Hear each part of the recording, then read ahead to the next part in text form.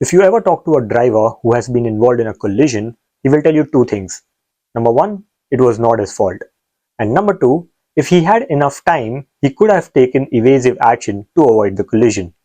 Keyword, time. To derive time, we can use a simple formula. Speed is equal to distance upon time. So time is equal to distance upon speed. From this formula, we can clearly see that time is directly proportional to distance. But which distance are we exactly talking about over here? Over here, we are referring to the safe braking distance. Have you heard of this term before? Safe braking distance is defined as the distance your car will travel after you start applying the brakes and before it comes to a complete stop. This safe braking distance is the distance which is directly proportional to time which the person above is referring to. Bluntly speaking, safe braking distance is nothing other than knowledge, which if applied correctly can help you save your life one day. This term is not a part of driving tests which is required to acquire a driver's license, and this is the reason why most people have never heard of it. The result? Collisions, pileups, unavoidable situations, and tragedy on highways. We've all seen 7 to 8 car pileups on highways and thought to ourselves, wow, look at that pileup, what a tragedy. Today, let's learn how to avoid being in one such pileup. Hello guys, welcome to Logic Uncovered, where today we will uncover the logic behind safe braking distance and try and understand how to apply it to not be a part of a tragedy. So here is the formula which we can use to arrive at this distance. We take the first digit of the speed, we multiply it with our reaction time and multiply with a variable 3. So let's say for instance, your car is going at 50 kilometers per hour. We multiply it with 0.5, which is the reaction time in seconds, and we multiply it by 3. The result, we have 7.5 meters of safe braking distance. An average car length of a sedan is say 4 meters. So when we refer to 7.5 meters, we are roughly talking about 2 car lengths. That's the minimum distance you must keep from the car ahead of you if you plan to stop when he hits the brakes. Now here's the interesting part. Speed is directly proportional to distance. Hence when your speed doubles, the safe braking distance also doubles. So now when your car is going at 100 kilometers per hour on a highway, the safe braking distance automatically goes from 7.5 meters to 15 meters. That's over 3 car lengths. So regardless of how confident you are on your driving skills and regardless of how prompt you think your reflexes are, the reality is that your car will travel a distance of 15 meters if you jam your brakes at 100 kilometers per hour. This is the real reason for pileups on highways.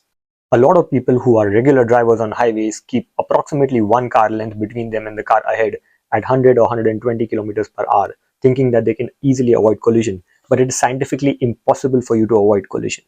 To understand this better, let's look at this diagram. Your car is at this position.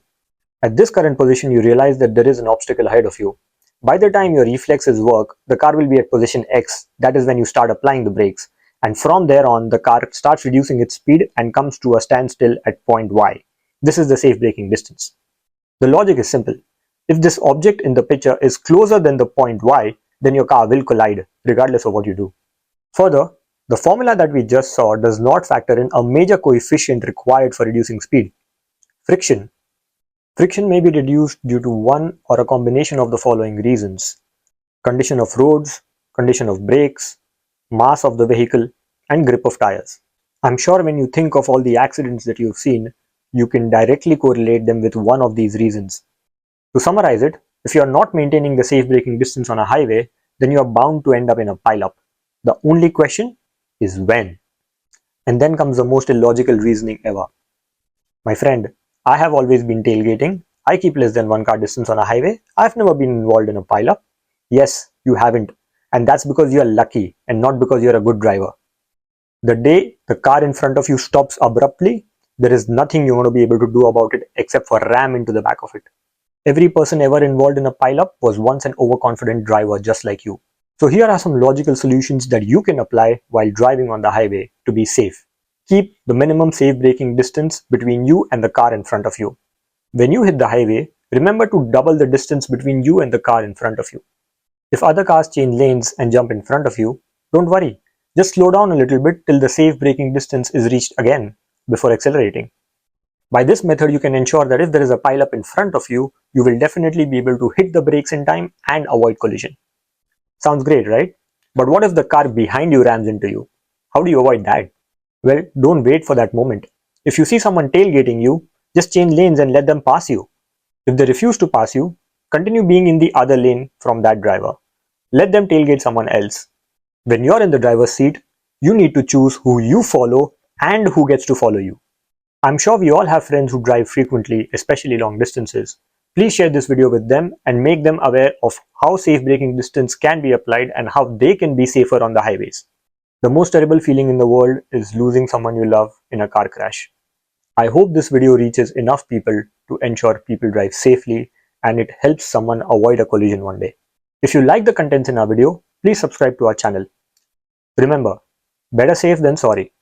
See you soon.